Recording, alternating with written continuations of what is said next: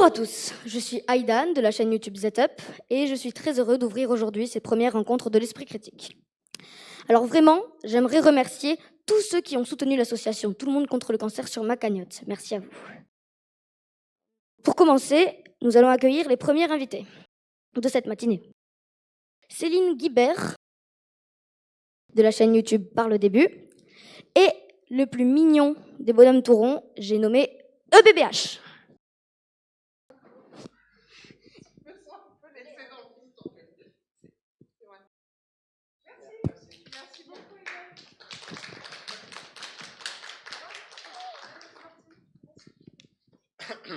Bonjour tout le monde, c'est une première pour Aïdan, mais c'est une première pour nous aussi, parce que moi personnellement, j'ai pas, bon, je sais pas si vous connaissez un peu ce que je fais des BD depuis, oui, depuis 4 ans, mais j'ai jamais présenté mon travail ou parlé de tout ça, donc ça va être nouveau. Céline, même chose. Ouais, bah. Ouais, Il marche pas, le tien ? Non, non, ah Si. si. Donc, ce qu'on va faire surtout, je pense qu'on va déjà commencer une première approche. C'est un peu notre boulot de base d'expliquer les bases de l'esprit critique. Plus près, je pense. Avec vous. Ah oui, c'est vrai qu'il faut le mettre un peu plus haut, c'est vrai. Bon, on s'entend bien, de toute façon, elle est petite, la salle, tout va bien. Voilà. Donc voilà, donc on va commencer comme ça, et puis au fil des strips de BBH. Oui, je te laisse commencer. En fait, si vous êtes passé dans le hall, vous avez peut-être vu qu'il y avait une expo avec des affiches EBBH. Une expo qui commence par 4 affiches qui sont intitulées à la découverte de l'esprit critique. Tout le reste de l'expo, c'est à la poursuite de l'esprit critique. Dans la partie à la découverte, c'est pour les enfants ou pour tout public, pour découvrir les concepts de base. Donc ce qu'on va faire dans cette présentation, c'est prendre le début de l'expo et la parcourir ensemble. Et donc en fonction de vous, ça peut être assez interactif. On va voir ce qu'on peut en dire ou ce qui vous intéresse d'en dire aussi. Déjà, on va commencer à expliquer la première phrase, parce que c'est un peu la base. Hein. C'est pas une évidence pour tout le monde que le cerveau joue parfois des tours. Non ? Non, c'est pas... Non. Bon. Les illusions d'optique, tout le monde connaît, très jeune, mais justement, c'est intéressant de... C'est un exemple ? C'est une partie de la façon dont le cerveau nous trompe. Mais il y a plein de façons. Mais il y a d'autres façons. Effectivement. On n'a pas présenté ce que tu faisais. Quoi ? On a mis en haut Evidence Based Bonne Humeur et Par le début. Moi, je fais un petit truc vert en haut, là. Par le début, Céline fait vas-y, explique. Non ? Il y a une petite chaîne de présentation des bases, des premiers concepts en fait de l'esprit critique. Et si on veut approfondir, on va un petit peu plus loin. Mais moi, je ne vais pas dans l'approfondissement. Je présente les mots qu'on ne comprend pas forcément très bien au niveau de l'esprit critique. Tout simplement, les petits trucs de base, les petits outils, puis voilà. Allez, jetez un œil. Peut-être on aura l'occasion. On verra, ouais. Bon. Voilà. Donc, alors, on fait la suivante ? Ouais. Allez, c'est parti. Ah. Je te laisse te lancer. C'est ton truc à toi. Alors ça, c'est un petit résumé de ce que sont finalement c'est plus compliqué que ça, mais c'est une présentation assez simple de ce que sont les biais cognitifs. Donc, je suis super fort pour faire le plein d'informations. Le cerveau. Je suis capable de donner du sens et je sais prendre une décision rapidement. La contrepartie de ça, c'est que le plein d'informations, mais c'est pas toujours les bonnes. Donc, alors, il y a des petits exemples rigolos. On se souvient de choses anecdotiques et par contre, on oublie des choses qui finalement s'avèrent importantes.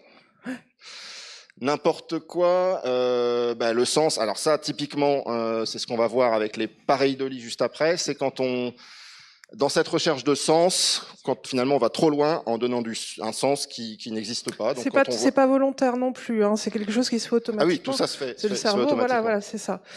Il est bien, il est mignon notre cerveau, mais alors pour prendre des décisions, il est la plupart du temps super efficace.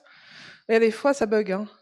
Voilà, l'idée c'est C'est ce qu'on va voir. que le cerveau est extrêmement efficace et a des raccourcis qui vraiment nous servent quotidiennement et pour un tas de choses, et que de temps en temps, ces raccourcis, eh ben, ils fonctionnent pas correctement. Ils mettent le bazar, hein. Et puis ils mettent le bazar, ils ne font pas prendre les bonnes décisions. Le cerveau, c'est pas qu'un organe qui résonne, mais il y a aussi de l'émotion. Il y a aussi des automatismes. Et donc du coup, dans tout ça, nous, on va se concentrer principalement donc sur les biais cognitifs qui sont les automatismes. Est-ce que tu veux faire le slider? Bien. Donc, il va de soi que... C'est pour ça que c'est bien écrit ici.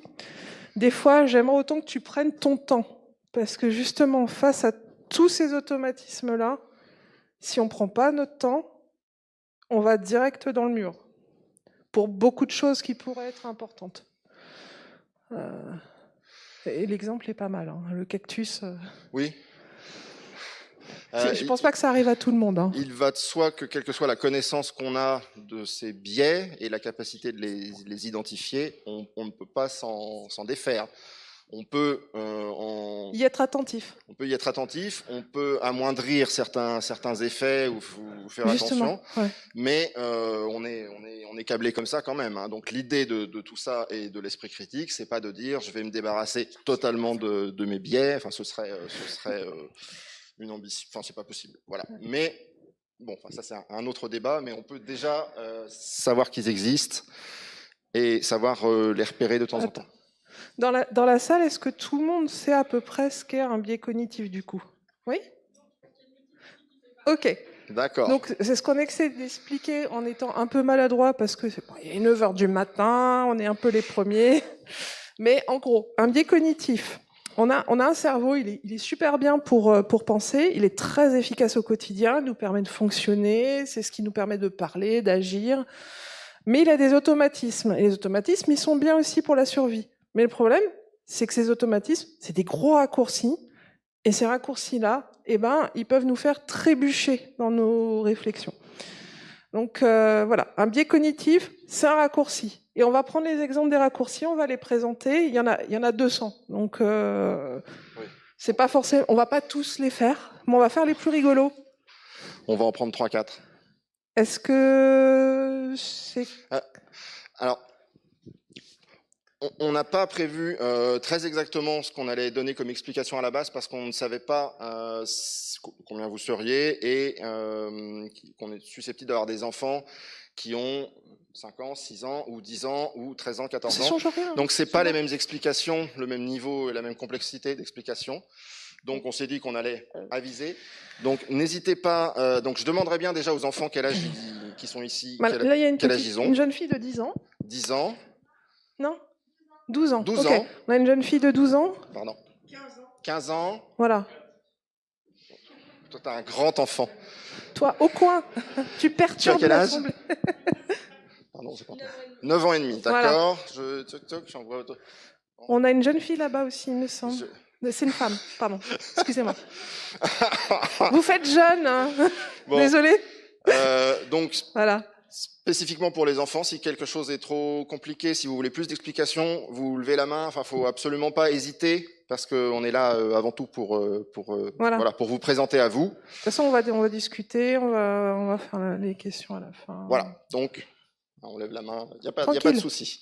On attaque ? Ouais, vas-y. Hein. Toc. Alors, les pareils de lit, justement. Ça, c'est quelque chose que tout le monde connaît. Oui, c'est évident. Hein. C'est voir des formes. Non, le nom est compliqué. C'est voir des formes dans les nuages, par exemple. C'est très souvent voir des visages. Ça, c'est très régulier. Dès qu'il y a deux trucs qui font penser à deux yeux dans un robinet, dans machin, on a l'impression de voir un visage. D'ailleurs, c'est ce que. Hop, on va le faire. C'est ce que je dis ici. J'en suis moi-même plus ou moins une.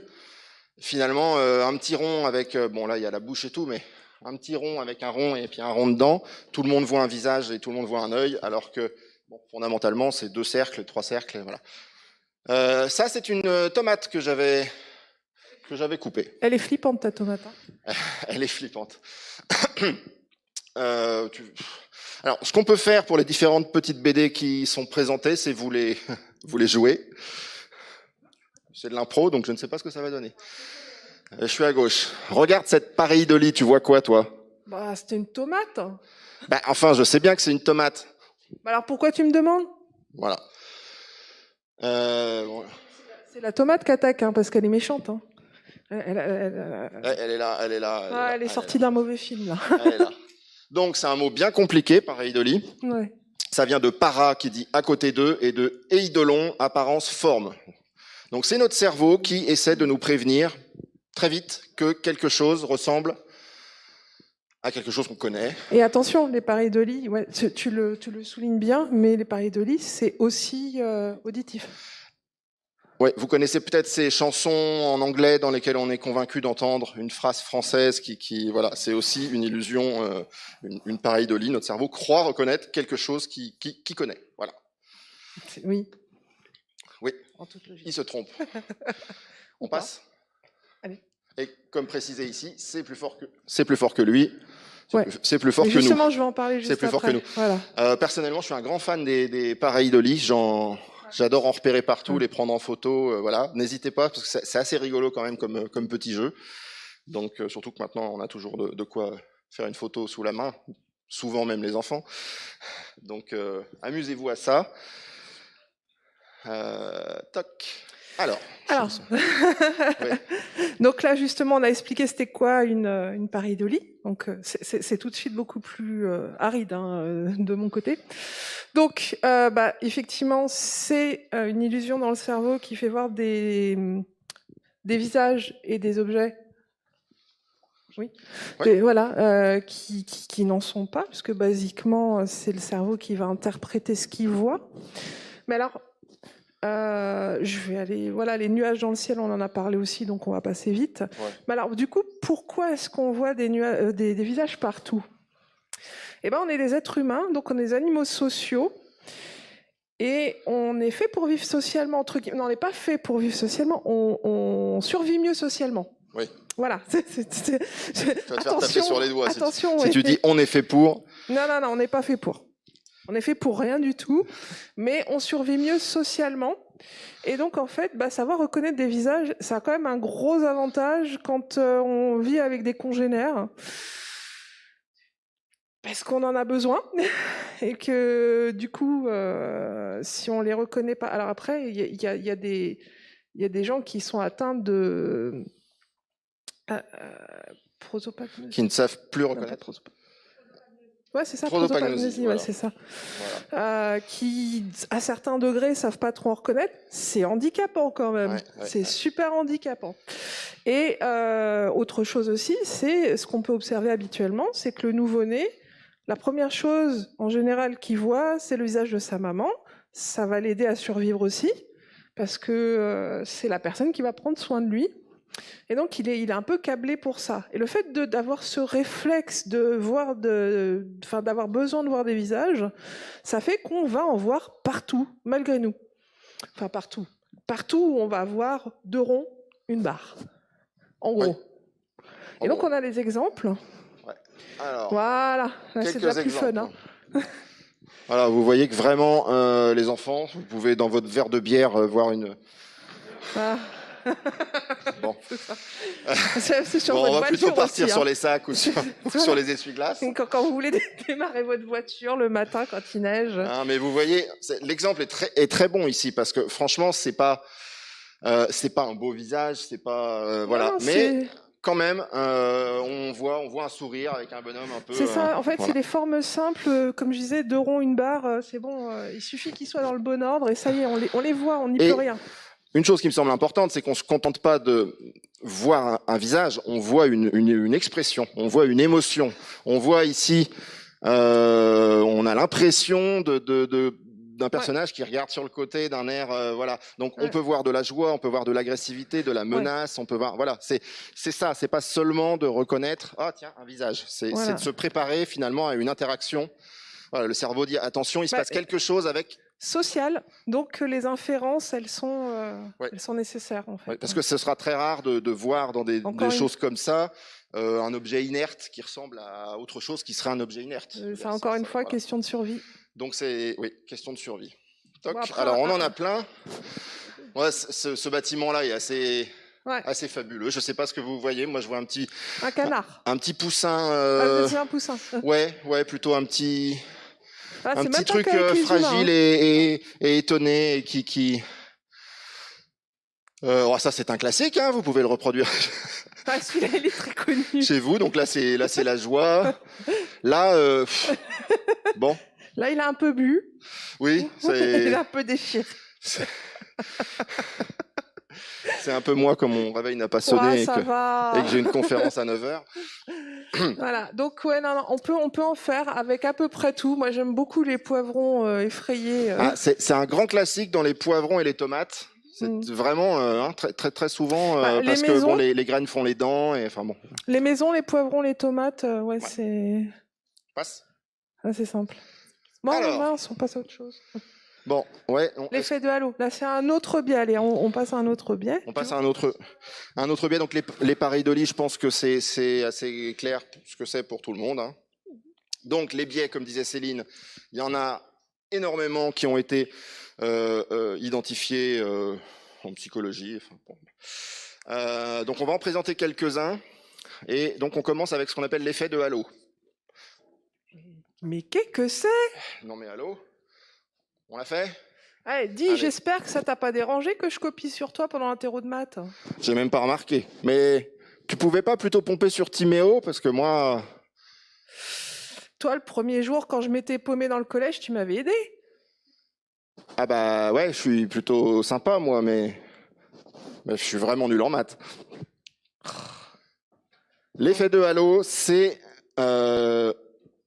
Non, hop. C'est l'effet d'une première impression qu'on va avoir d'une personne. Genre par exemple là, ce matin, on n'est pas très bien réveillé, on est super en stress, on est les premiers. Je pense que la première impression que vous avez, elle n'est pas forcément très positive. Voilà. Ça c'est l'effet de halo. C'est une impression qu'on a une première fois, et effectivement, qui va rayonner au-delà de ce pourquoi elle serait pertinente. C'est-à-dire qu'on va continuer à rester sur cette impression.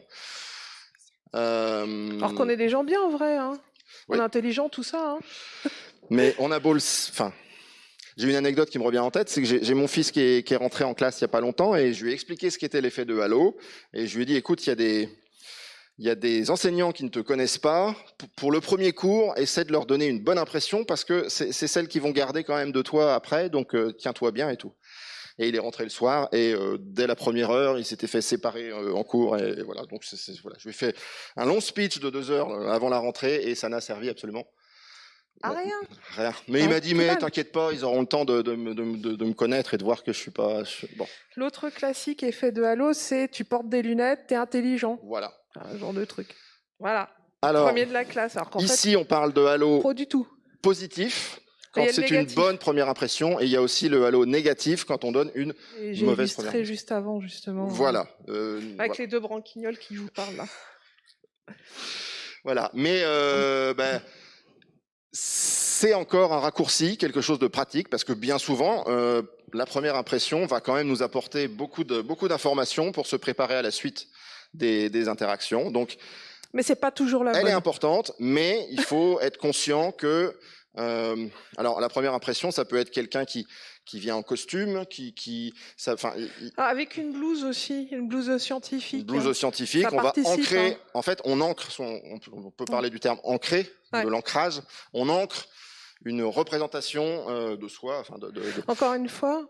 Ouais, on ancre une représentation de l'autre en face, en soi. De l'autre. Mais ça vient principalement aussi du fait qu'on est des êtres sociaux, qu'on vit tous ensemble. Et donc, savoir à peu près à qui on a affaire, ça permet de se placer instinctivement. Et d'ailleurs, effet de halo, parce que c'est super bien illustré ici. Hop, ça fait comme un petit rayonnement positif ou négatif. Donc, soit tu vas avoir une belle lumière, soit tu vas avoir au contraire des torrents de boue autour de toi. Des petits nuages méchants. Si vous allez regarder l'expo BBH après, vous en verrez. Non, ils n'ont pas encore eu le temps là. Un autre où il y a un gars qui dit pour demander à un ami de lui prêter de l'argent, il dit je suis venu avec la très bonne impression que je t'ai donnée au déménagement de Momo la semaine dernière. Voilà. Donc on donne une bonne première impression à un déménagement parce qu'on file un coup de main. on va plus donner envie de prêter un petit peu d'argent, alors que finalement, notre capacité à aider dans un déménagement n'a rien à voir avec notre aptitude à rembourser l'argent qu'on nous a prêté. Vous voyez. Et pourtant, on va être influencé. C'est un raccourci, un biais, quoi. Bon. Ouais. Hop. Hop, suivant. Suivant. Ça marche pas? Ah si, c'est bon. Ouais. Bah, c'est toi qui fais tout, hein. Moi je fais... Alors, oui, je vais la faire tout seul. Donc, Voilà. un autre exemple Il est marrant, de la façon dont fonctionne notre cerveau. Non, pardon, j'ai cru. Bienvenue. C'est la perception sélective. Je pense que vous n'allez pas découvrir, enfin, ça va pas vous surprendre. Alors, Je m'assieds. les enfants, changement de programme. La sortie scolaire prévue jeudi aura en fait lieu demain mardi. Par conséquent, pensez à apporter les affaires qui ont été demandées. Ah oui, l'évaluation d'histoire prévue demain est évidemment reportée à jeudi. C'est clair pour tout le monde ce que je viens de dire? Pas l'interro demain. Voilà. Donc, on va accorder Choisir. beaucoup plus d'attention à ce qui a de l'importance pour nous. Je pense que ça va pas vous surprendre. Et, Positif ou négatif d'ailleurs. Hein. Oui, ça peut être positif ou négatif. Ouais. En gros, on entend ce qu'on a envie d'entendre. Voilà. C'est la non, trompé de bouton. C'est la tendance que l'on a à percevoir et retenir d'abord et surtout ce qui nous importe. Voilà. Notamment ce qui va conforter nos espoirs ou confirmer nos craintes ou renforcer nos croyances. Ouais, parce que dans l'exemple là, les enfants, a priori, ils se sentent pas spécialement concernés par les affaires qu'ils vont devoir apporter. Pourtant, c'est l'information la plus importante. C'est l'information importante, mais en fait, elle concerne leurs parents, a priori. Ça, exactement. Voilà. Eux, ce qui les intéresse, c'est qu'il n'y aura pas l'interro le lendemain comme prévu. Et du coup, cette information-là qui leur plaît, elle va complètement éclipser celle qui est importante. Et ça arrive très souvent dans l'information, dans la façon dont on va les percevoir, même en tant qu'adulte. Ça arrive assez souvent où on va... Même en tant qu'adulte, peut-être. On a du mal à tout ingérer comme information. Ah, là, on attaque du plus costaud. Ça j'aime bien celui-là. Dis, t'as déjà remarqué que quand la maîtresse n'a plus de voix à midi, on se retrouve privé de récré à 15h? Ah oui, ça loupe jamais. Eh ben, j'ai trouvé la solution. Ah oui, explique. On va se cotiser pour lui offrir des pastilles au miel. C'est brillant, ça. Pas d'extinction de voix pour elle et pas de punition pour nous. Qu'est-ce que tu crois? Alors, hop, pardon. Toc. Là encore, dans notre recherche de trouver du sens, on va chercher des explications possibles et essayer de trouver des liens de cause à effet dans des choses qui se produisent en même temps pour maîtriser un peu notre environnement. Donc ici, les enfants ont remarqué que la maîtresse n'avait plus de voix et que c'était associé au fait qu'ils se prennent des punitions. Donc ça se passe bien en même temps, mais ça ne veut pas dire que l'un enchaîne l'autre. Voilà. Et voilà. Ils se disent qu'en lui offrant des pastilles au miel, plus d'extinction de voix, donc plus de punition, alors que l'un n'a pas causé l'autre, les deux ont la même origine, les enfants sont insupportables, enfin voilà, ils vont s'en rendre compte assez vite qu'il n'y aura pas de lien, ils vont être vite déçus. Ils vont avoir une sacrée surprise. Mais ça, on le fait beaucoup, parce qu'effectivement, quand deux choses se produisent très très souvent ensemble, bon, on sent tous intuitivement qu'il y a un lien, sauf que... Le comme par hasard. Alors, j'avais noté ça, oui...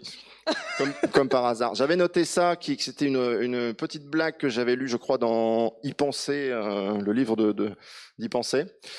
À ce qui paraît, dormir avec ses chaussures donne mal à la tête le lendemain. Et je trouve que celle-là est formidable pour comprendre le problème. Alors, je ne sais pas si elle est accessible aux enfants, que tu peux. Ouais, mais j'aimerais bien qu'on s'y arrête un petit peu. C'est pas des oies blanches, hein. Vas-y, continue. Est-ce que les enfants, est-ce que par exemple tu comprends tu nous expliques? Bah, quand on va se coucher complètement sous, on oublie d'enlever ses chaussures et le lendemain on a la gueule de bois. Il a cassé le game. Ça y est, mythe drop. Ça y est. Voilà, donc c'est pas les chaussures qui donnent mal à la tête, c'est l'alcool qui nous fait oublier d'enlever les chaussures. Voilà. J'ai cherché un autre exemple et en fait il n'y a pas mieux que celui-là.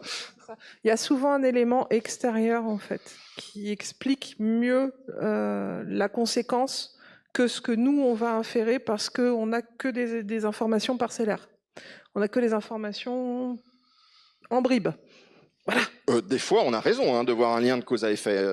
Mais il faut le vérifier d'abord. Il faut s'en assurer. Ce qui nous permet de l'affirmer ou de le croire. On passe à la suite ? Venez. Bienvenue. Alors, donc, oui, du les coup, biais, il y en a beaucoup. c'est ce qu'on a dit. Voilà, il y en a plus de 200 qui ont été répertoriés. Il y a une image qui est très très connue pour ceux qui la connaissent bien sûr. C'est Captain Obvious, avec un cerveau. Et donc on a une liste phénoménale. On peut pas tous les lister, ils sont pas tous utiles. Enfin, à savoir ici, je précise, je prends des raccourcis. Laisse-moi prendre des raccourcis. Oui. On est dans les biais. Oui, et ils sont pas tous utiles, et ils ont pas tous le même niveau de preuve dans la façon dont ils ont été établis, démontrés, vérifiés. Oui, bah, comme enfin, à peu près tout en bon, fait. ça. Il faut toujours garder un pied sur le recul pour s'assurer de ce qu'on croit. Bon, bref, voilà. Donc dans les exemples, on a par exemple le biais de négativité. J'ai toujours une mauvaise note quand je porte ce pull rouge. Ça tient un peu de la superstition.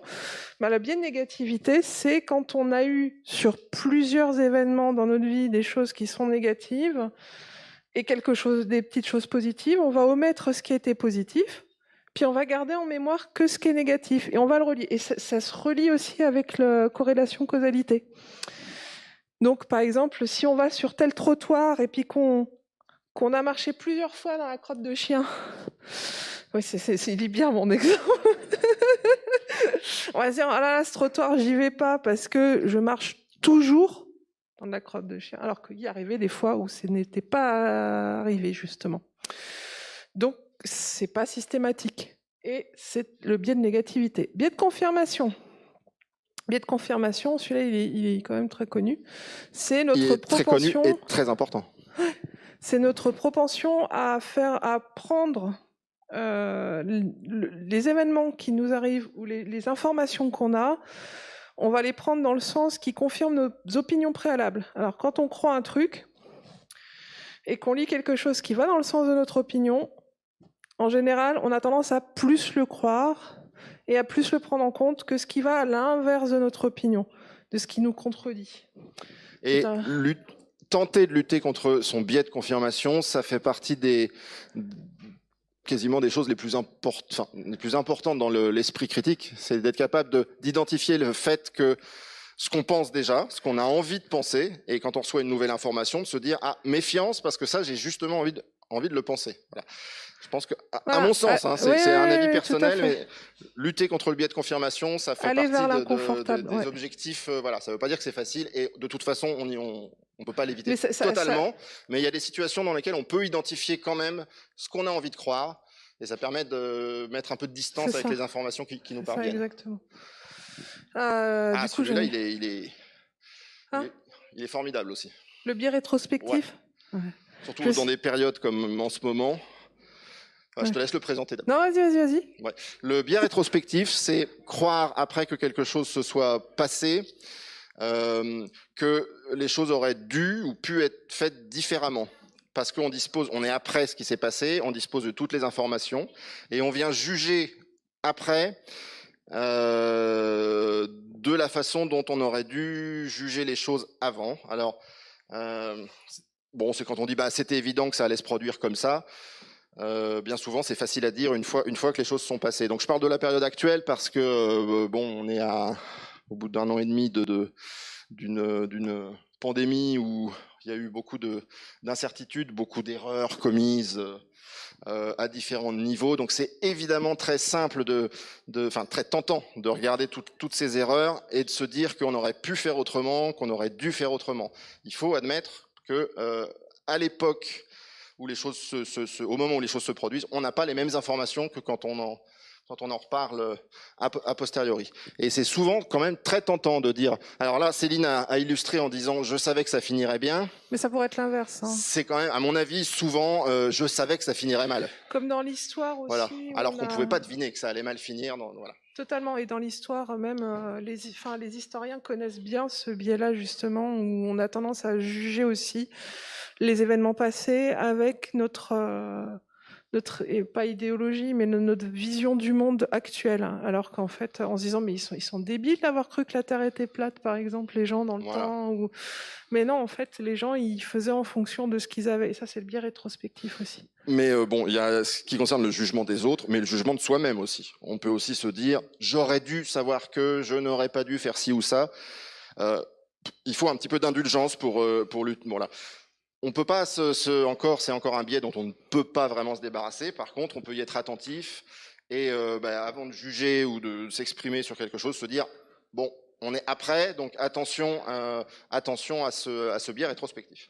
Et alors, le dernier qui est présenté ici, c'est l'effet Ikea. J'aime bien celui-là aussi. Je laisse. Le dessin que j'ai fait vaut plus qu'une photo. Alors qu'est-ce que c'est?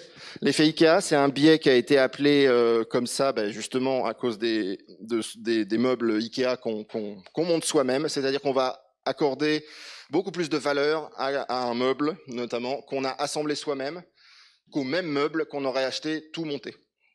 C'est le classique aussi de je vends ma maison, je l'ai restaurée ou je l'ai construite moi-même, donc elle vaut beaucoup plus cher. On le voit toujours quand on voit des gens qui essaient de vendre leur maison, elle vaut plus cher qu'une autre maison. Alors bon, moi je trouve amusant ce biais-là parce qu'effectivement, Ça parle pas non plus aux enfants vendre sa maison. Non,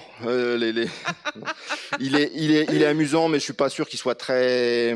Enfin, il est pas au même. Il y a pas que des enfants, donc du coup c'est intéressant. Et puis les enfants dessinent aussi. Installez-vous, allez-y, hein, venez, n'hésitez oui, pas. venez. C'est open.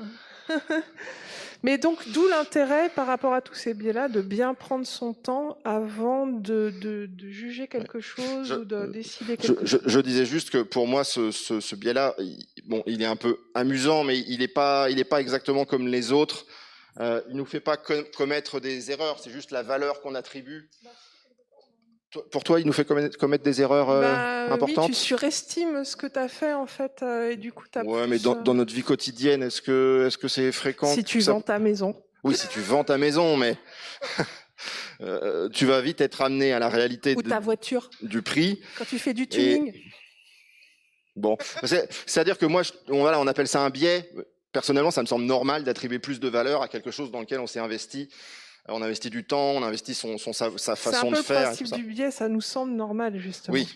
Bon. Est-ce que c'est normal? Visiblement, on n'est pas d'accord. Non. On n'est pas obligé.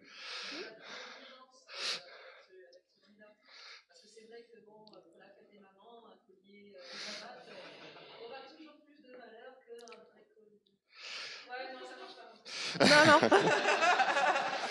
Oui, un collier de nouilles, finalement, c'est tellement mieux qu'un petit saphir avec. Hein? Pour un enfant, oui, bien sûr. Oui, mais d'une certaine. Enfin, oui.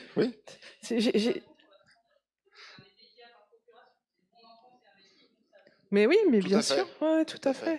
C'est pour ça que, moi, je le classerais pas tout à fait comme les autres parce que. C'est bien parce qu'on. J'ai pas envie de m'en débarrasser de celui-là, tu vois. Non, on s'en débarrasse pas. Bon. Oui, voilà. De toute façon, tout à fait. De toute façon, je dis s'en débarrasser après avoir dit qu'on pouvait pas s'en débarrasser. Donc, l'important, c'est d'essayer d'en être conscient pour mieux évaluer les situations dans les cas où ça a de l'importance. Voilà. Quand on a fait un meuble et qu'on aime bien parce qu'on l'a monté soi-même, c'est pas un problème.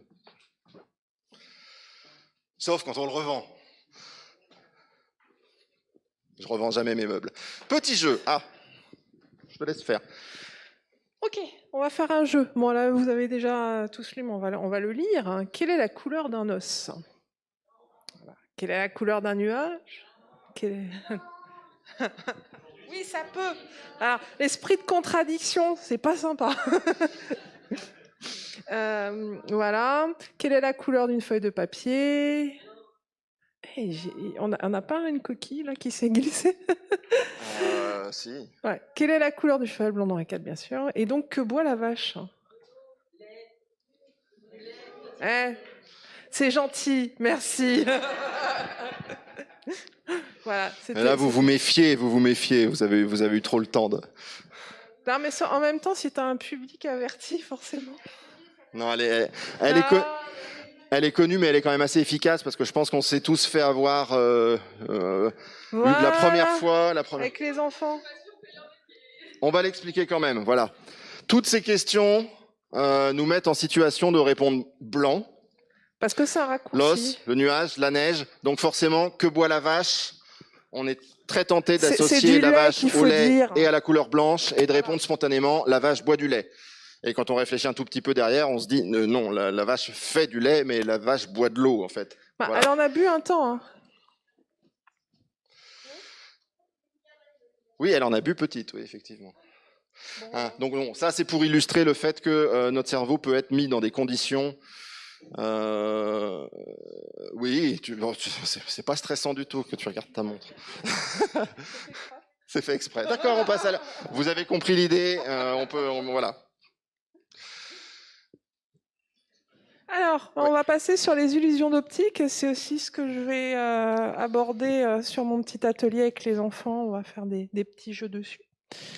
Donc, les illusions d'optique, c'est des biais cognitifs. Bah oui. Du coup, en fait, pourquoi les illusions d'optique ?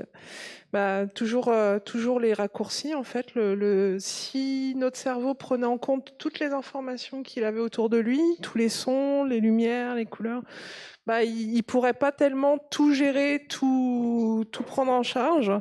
Je crois ça exploserait. Enfin, pas littéralement. Hein.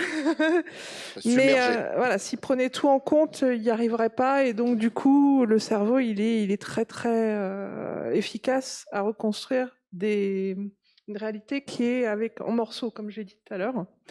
Et donc, les illusions d'optique, c'est rigolo parce que, en fait, ça utilise aussi ce principe-là, que le cerveau reconstruise tout ce qui est en morceaux. Et donc du coup, ça, je commence à fatiguer déjà. Mais voilà. Donc en fait, il faut bien faire une différence entre ce qu'on voit, ce qu'on entend et ce qui est. Et du coup, ça va nous pousser aussi à être attentifs au fait de ne pas aller trop vite, de prendre son temps, de dire parce que les illusions d'optique, c'est rigolo, tout ça, mais dans la vie quotidienne, on peut voir des choses, on peut avoir le sentiment d'entendre des choses, alors que ce n'est pas nécessairement la réalité. Le témoignage visuel, le témoignage auditif, il est pas forcément très pertinent d'une manière générale, parce qu'on va reconstruire les choses. Les illusions d'optique, c'est une démonstration directe du fait qu'on peut se faire tromper par notre Par cerveau. son cerveau, Voilà. exactement. Et puis voilà, c'est ça. Je le sais parce que. C'est pas du tout ce que Voilà. Dante... Exemple. Spirale ou pas? Non.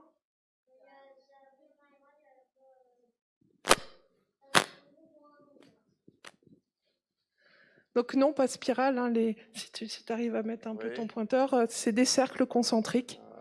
Celui-là. Voilà, si tu arrives à suivre un cercle, voilà, c'est des cercles concentriques. Il n'y a pas de spirale du tout, en fait. C'est le quadrillage qui crée ça. C'est le quadrillage qui fait ça, en fait, et qui fait que le cerveau, il voit un mouvement. Il voit un mouvement qui va dans ce sens-là, notamment avec les rainurages et le quadrillage. Et il se dit, bah, spirale! Les illusions qui sont formidables, c'est celles où même quand on le sait, on n'arrive toujours pas à le voir. Et là, voilà, on a beau savoir que c'est que des cercles, voilà. Moi je vois toujours une spirale. Hein. C'est pas de la magie justement, c'est pas de l'illusionnisme. Même quand on le sait, ça marche. Alors, celui-ci, la couleur des petites babales là. À votre avis, est-ce qu'elle est pareille ou est-ce qu'elle est différente? Bon, après, on s'attend à un piège, hein, mais. Oui. C'est la même couleur. Toutes les boules ont la même couleur. Elles sont toutes oranges. C'est la couleur des traits qui est dessus qui fait que le cerveau il va reconstruire en fait. Voilà, si mais on les voit ici, de loin. C'est exactement la même couleur que ici, qui est exactement la même couleur que ici. Ouais. Voilà. Donc ça aussi c'est assez épatant. Très régulièrement, je reçois des trucs comme ça. J'ouvre Photoshop, je zoome, je prends la pipette pour aller mesurer les couleurs et vérifier. Et à chaque fois, on se dit mais c'est pas possible.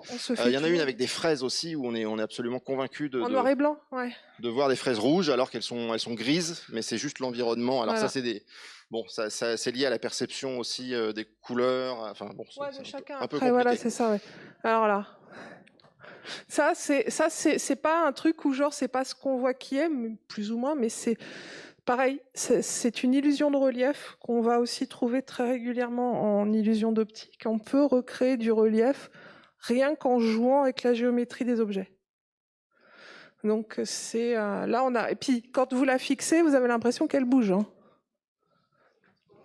Voilà. Non, pas encore. Non, t'avais pas fini? Ouais, non, vas-y. Alors voilà. Donc au final. Donc je vous on ai- reprend voilà. un peu ce qu'on a dit, hein, connaître les biais cognitifs, ça Voilà. n'immunise pas, ça peut aider à se rendre mieux compte de l'influence qu'ils ont dans nos raisonnements. Et puis Voilà. dans nos liens avec les autres, dans le fait que si tu as un copain qui vient te dire ouais, je l'ai vu, je suis sûr, je l'ai vu. Ouais, là, on peut se dire ah, peut-être qu'il a vu quelque chose, mais est-ce que c'est exactement ce qu'il dit qu'il a vu? Ou pareil, soi-même. Ouais. J'ai vu quelque chose, par exemple par rapport aux histoires de fantômes ou ce genre de choses. J'ai vu quelque chose, je suis sûre de ce que j'ai vu. Prenons le temps de réfléchir d'abord, de se dire qu'est-ce que j'ai vu avant d'être sûr de dire ce qu'on a vu. Ou penser. Vas-y. Toc, toc. On arrive quasiment à l'heure de la fin de la présentation. Tu veux aborder les sophismes ou tu veux qu'on discute avec Bah, je au pense que le minimum, mieux c'est de discuter aussi. les On introduire. va les passer au vite. Ouais. Hein, Désolé. on avait préparé large, ne sachant pas de quelle façon on avancerait. Donc, en fait, il y a deux parties qui correspondent à la première partie de l'expo EBBH, qui sont deux messages simples. Notre cerveau nous joue des tours et peut nous tromper. Et nos congénères, les gens, peuvent nous rouler dans la farine. Voilà, Volontairement ou pas, attention. Hein. Pardon ? Les sophismes, c'est aussi des paralogismes, ça peut être involontaire. C'est volontaire ou pas. Oui. Oui, non, mais ça, On peut pas le savoir, on connaît pas l'intention. Voilà, les fameux sophismes. Bref, il faut se méfier de soi-même, de son cerveau, et se méfier de ce que nous disent les autres. Donc on avait une deuxième partie sur le fait de se faire tromper par les autres. On appelle ça effectivement les sophismes. Est-ce que c'est un nom, un mot que les enfants ont déjà entendu, le mot sophisme? Oui? Non? Non, c'est un mot un petit peu compliqué, donc je suis un peu surpris. C'est de la rhétorique. Voilà. Comme ça, vous savez.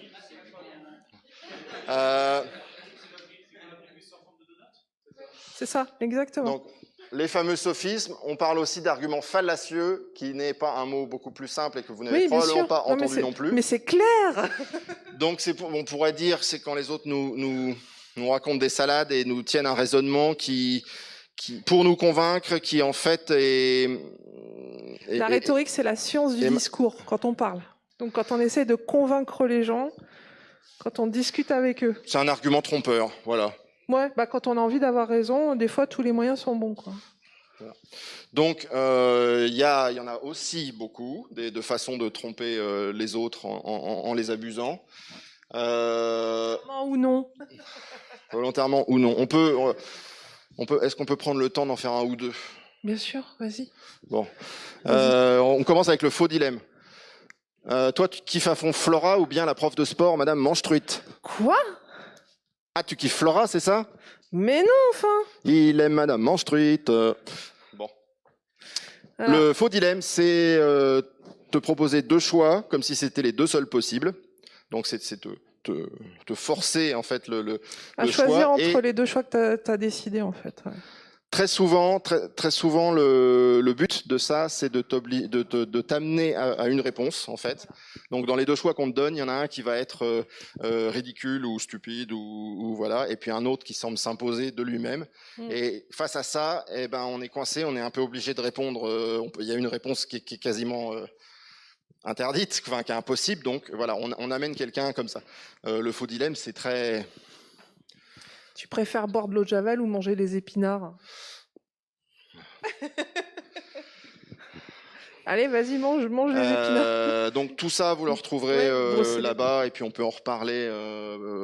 Voilà. Moi, je serai près de l'expo, donc on peut rediscuter avec les enfants d'un élément ou un autre. Vu l'heure, on va aller assez vite. La généralisation abusive, bon, on va peut-être pas... Non, on va accélérer. Les filles sont méchantes, pourquoi tu dis ça? Parce qu'une fille a été méchante avec moi. Donc là, c'est pareil. Ah, j'avais ajouté celle-là. Les adultes ronflent tous comme des sonneurs, surtout que ma chambre est juste à côté. On peut pas, à partir de 1 ou 2 exemples, tirer des conclusions qui concerneraient tout le monde. Moi, je dis, c'est pas complètement faux, hein. Passer un certain âge. Mais parfois, les généralisations, généraliser, c'est pas une erreur, c'est pas abusif. Ça peut être valable quand on a assez de preuves. Voilà. Je t'ai balancé dans le fossé, là. Toc. Voilà, grand classique, l'appel à l'autorité. C'est clouer le bec, voilà, te rouler dans la farine en te clouant le bec avec autorité. C'est mon papa qui l'a dit. C'est le monsieur qui a une blouse blanche à la télé ou qui passe à la télé qui l'a dit. Il dit que l'eau a la mémoire et que si on lui dit des méchancetés, ben, elle va nous rendre malades. Alors encore un sujet qu'il est compliqué de balayer en 10 secondes parce que l'appel à l'autorité, c'est pas forcément un problème. Quand quelqu'un est effectivement très compétent sur un sujet, en appeler à ce qu'il a dit ou déclaré pour prouver ce qu'on est en train de chercher à démontrer, c'est parfaitement valide et parfaitement normal. Il y a des fois où l'autorité, elle est légitime. Hein. On appelle ça un argument d'autorité légitime ou illégitime. Voilà. Toc. Alors, moi, je vais passer très très vite, mais après l'appel à l'autorité, il y a ce qu'on appelle l'appel à tout un tas de choses. Donc ici, les enfants disent pourquoi ils méritent une bonne note. Donc il y a l'appel à la pitié, sinon je vais pleurer. L'appel à la popularité, tout le monde dit que je suis très bon. Voilà, c'est autant de valeurs ou de... Il y a plein de manières en fait de gagner un débat en utilisant des arguments qui sont pas très très honnêtes.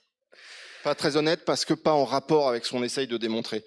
C'est pas parce que je suis tout le monde dit quelque chose que c'est vrai. C'est pas parce que quelque chose vient de loin que c'est exotique, ce qu'on appelle l'appel à l'exotisme, que ça a plus de qualité. C'est pas parce que quelque chose nous fait peur que ça va arriver. C'est pas parce que, enfin, voilà. Il faut évaluer. C'est compliqué à expliquer. Il y a une botte secrète. Hein. Oui. C'est quand quelqu'un te dit quelque chose, tu poses des questions sur ce qui t'est dit. Tu le prends pas directement comme ça t'est dit, mais tu poses des questions. Tu interroges en fait d'où vient le choix qu'on te propose. Ça marche assez bien en général. Toc. On est à nouveau dans un biais cognitif là. Et Alors, puis il est long celui-là. Hein. Alors, c'est le lien entre ce qu'on appelle les mauvais arguments, les arguments fallacieux, les sophismes et les biais cognitifs dont on parlait au début, les illusions de la pensée, c'est que les gens qui veulent nous convaincre, oui, les gens qui veulent nous convaincre vont utiliser justement ces mécanismes pour nous rouler dans la farine. Donc typiquement l'effet, ce qu'on appelle l'effet Barnum, repose sur la tendance qu'on a. Alors là encore, notre cerveau cherche du sens, cherche ce qui importe pour nous. Donc quand on entend des propos un peu vagues et généraux, on a tendance à avoir l'impression que ça parle de nous. Parce qu'on aime être reconnu. Un horoscope ou un voyant va dire des choses très générales, et si on a envie de le croire, on va se reconnaître. On va se reconnaître dans le. Ou alors juste on prend ce qui nous arrange dedans, on revient à tous les autres biais hein, de toute façon aussi là-dessus. L'effet Forer, moi je le traite sur ma chaîne et Romain le traite aussi plus en détail dans ses strips. Donc allez sur Par le début et allez voir ebbh.fr. Oui. On vient de le parler. C'est l'effet Barnum. Je crois qu'il y a une toute petite nuance, mais... Non, c'est la même chose. C'est strictement, il me semble que c'est strictement la même chose. Hein. C'est une question d'appellation. Alors, la nuance, c'est entre l'effet Puy et l'effet Forer. Mais en fait, là, on est on est dans un niveau on n'est pas dans l'effet Puy, là. On parle Barnum, hein, le gars qui faisait du cirque et puis... Voilà. Merci à toi. Bon, allez, on va top, voilà. Un autre exemple de manipulation. Oui, les sophismes, on pourrait appeler ça une forme de convaincre par la manipulation. Ouais, enfin... Ou avoir raison par la... Je veux dire que, par exemple, une pente glissante, tu peux en avoir sans pour autant que la personne ait voulu manipuler aussi. Mais j'y tiens à mon paralogisme. Mais c'est un peu compliqué. Le sophisme, La pente c'est glissante, méchant. c'est tenter de démontrer quelque chose par une suite de conséquences. Donc ici, on a un enfant qui dit... bon, on peut le faire, celui-là, si tu veux. Vas-y. Dis, papa, est-ce que je pourrais aller dormir chez Nolan? Pour pouvoir un peu faire les fous, c'est ça? Ah bah, peut-être, oui. Tu sais, quand on fait les fous, on finit par faire des bêtises. Oui, non, mais enfin, nous... Et quand on fait des bêtises, on finit par devenir un délinquant. Et les délinquants, on les met en prison. Alors non, tu n'iras pas dormir chez Nolan. Voilà, donc ce qu'on appelle la pente glissante ou la pente savonneuse, c'est voilà, construire, tisser comme ça toute une série de conséquences de plus en plus graves à partir d'une petite chose et utiliser la conclusion. Bon, on a eu des exemples dans l'actualité ou dans les débats politiques. Non, mais si on autorise telle chose, c'est la porte ouverte à ce qu'on autorise ça, et puis ça, et puis ça, et puis on en arrive à un truc tellement inacceptable pour tout le monde que avec ça, finalement, on ne garde plus le départ. Ouais. L'exemple typique, c'est si on autorise, c'était à l'époque du mariage pour tous, ouais. Si on autorise deux personnes de même genre à se marier, donc à l'époque on nous disait, ensuite on autorisera à se marier avec machin, et à la fin avec son cactus et tout ça. C'est une pente glissante totalement délirante, parce qu'en fait, le lien qui est tissé, il est totalement, non seulement improbable, mais même... En l'occurrence, à l'époque, impossible. C'était vraiment de la manipulation idiote de faire... Enfin, voilà, je pense pas qu'un jour on autorise à se marier avec un cactus. Voilà. C'est pas vraiment de même nature. On a changé de nature entre-temps. On commence avec un truc anodin et puis on finit toujours avec quelque chose qui fait très très peur, un épouvantail. Voilà, pour être très clair, ça commence par faire un peu les fous et ça finit par en prison. Voilà. Oui, j'avais proposé un petit jeu ici. Si on commence à laisser les enfants rêver... Faut commencer par là. Si on commence à laisser les enfants rêver, qu'est-ce qui va se passer au final? Il y a probablement moyen de démontrer que le système solaire prendra fin si on commence à laisser les enfants rêver. Voilà. Bon... Hop.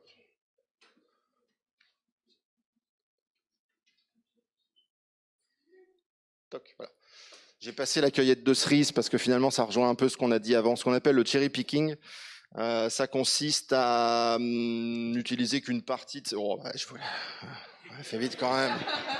Non, mais... Bon. Voilà. Tu te rappelles que tu es privé de tablette tant qu'il n'y aura pas un vrai mieux côté comportement? Quoi? Mais il est très bien mon comportement. Tu plaisantes? Lundi, j'ai mis la table. Mercredi, je t'ai aidé à ranger les courses. Et vendredi, j'ai eu la meilleure note de classe en maths. Oui, mais aussi mardi, tu as refusé de faire tes devoirs. Jeudi, tu as arnaqué un CP à l'école. Et aujourd'hui, tu as, semble-t-il, montré à ta petite sœur comment faire des doigts d'honneur. Le cherry picking, c'est choisir, sélectionner une partie des informations, une partie de la vérité pour convaincre, mais en oubliant largement d'autres choses qui ne vont pas du tout dans le sens de la conclusion qu'on souhaite imposer. Biais de confirmation, mais de manière à manipuler cette fois, parce que c'est pas quelque chose d'involontaire. Là, on va aller le chercher. C'est pour ça qu'on va aller cueillir les cerises. Elles ne tombent pas dans le panier. Oui. Et on voit ça notamment dans les débats scientifiques, parce que la science offre, il y a beaucoup d'études scientifiques, toutes ne disent pas la même chose, toutes n'ont pas la même solidité, le même sérieux. Il peut y avoir un consensus, et puis on va aller chercher les 2-3 études qui... On va aller chercher vraiment quelques études sorties du chapeau pour dire, si vous voyez, voilà. J'ai raison. Voilà. Il y a les enfants qui lisent pas. Pardon. On peut faire des questions-réponses si vous voulez. On fait un petit peu de questions-réponses, je sais pas trop. Je pense qu'on est passé rapidement sur certaines choses. On a 5 minutes de questions-réponses et puis tant pis. Ça vous va? Vous avez les questions alors? Toc. Hop. Non. Est-ce que moi je voudrais savoir si les enfants ont compris globalement, donc je suppose qu'au niveau des illusions et du fait que notre cerveau peut nous tromper, c'était assez clair. Au niveau de ce qu'on appelle, de la deuxième partie sur les arguments trompeurs, on est passé très rapidement, et rien que le mot Ouais, mais en même temps, sophisme, argument fallacieux, c'est déjà, enfin, c'est utilisé même en école primaire, à la cour de récré aussi, pour... ouais. Bah ouais, les arguments... Pardon? Ouais. Ça peut servir aussi à bien se défendre dans la cour. Hein. Oui, oui. Oui, mais c'est bon, c'est des concepts compliqués, quoi. Ouais, il y en a qui sont compliqués, on va jouer tout à l'heure. Hein, ça va être... Avec les plus jeunes. Donc bon, de toute façon, je vous invite à regarder un petit peu certains de ces éléments et ça va un petit peu plus loin après dans l'expo. Il y a quelques conseils aussi qui sont donnés. Ah oui, allez voir l'expo, elle est un petit peu disséminée partout, vous allez voir, elle va vous plaire. Ouais. Voilà. Elle est bien. Hein. Et il y a un livre aussi. Il y a un livre aussi, oui. Oui, tout est retrouvé dans un Achetez recueil. son livre. Non. Bah attends. Bah. Les autres vont le faire. Hein. Oui, bon. Écoute. Est-ce qu'il dédicace ? Oui. J'y serai. Voilà, je vais traîner dans le coin de l'expo pour dédicacer les livres et donner des explications ou discuter de l'expo avec ceux qui le souhaitent. Donc, avec plaisir. Voilà. C'était clair. Ça vous a convenu ? Ouais. Ah. C'est-à-dire, au départ, vous êtes dessinateur. Qu'est-ce qui vous a amené à l'esprit critique ?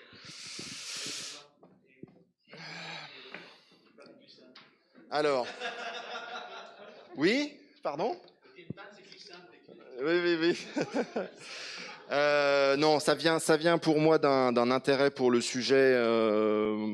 En général, ça commence à faire 7 ans. Bon. Et c'est vraiment un hasard que j'ai fait une première planche qui... En fait, c'est très simple. Je voyais sur Internet des débats autour notamment de la question de ce qui est naturel. Voilà, c'est un autre biais, c'est croire que parce que quelque chose est naturel, il est forcément meilleur pour la santé, meilleur au goût. Voilà. Et je voyais des discussions sur le sujet qui étaient absolument toujours les mêmes échanges d'arguments avec les mêmes conclusions et finalement la même façon de ne pas dépasser, de ne pas avancer. Donc j'ai écrit un jour un petit dialogue qui reprenait ça. Tiens, mange ça, c'est naturel. Vous allez voir, il est là-bas. Et j'ai publié ce petit dialogue juste pour mes amis en privé sur les réseaux sociaux. Parce que ça m'amusait et en me disant tenez, la prochaine fois que vous tombez sur une discussion de ce genre, vous avez déjà le déroulé de la discussion parce que ça va se passer comme ça. Voilà. Donc c'était juste une espèce de petite blague interne et puis quelqu'un a pris mon image et l'a publiée en public et en fait elle a beaucoup plu et donc on m'a suggéré d'en faire d'autres et j'ai commencé comme ça donc 2017, ça fait 4 ans. Et puis, j'ai mis le doigt dans l'engrenage et je me suis aperçu qu'il y avait beaucoup d'autres thèmes à traiter. Et donc, c'est parti de là. Donc, à la base, moi, je suis plutôt dans l'informatique et puis l'imagerie. Et je suis arrivé par intérêt personnel sur ces sujets et arrivé à faire les BD par accident. Tu commences à faire un petit dessin pour les copains et tu finis par faire une conférence. Oui, c'est ça. Et un livre. Une triste pente glissante.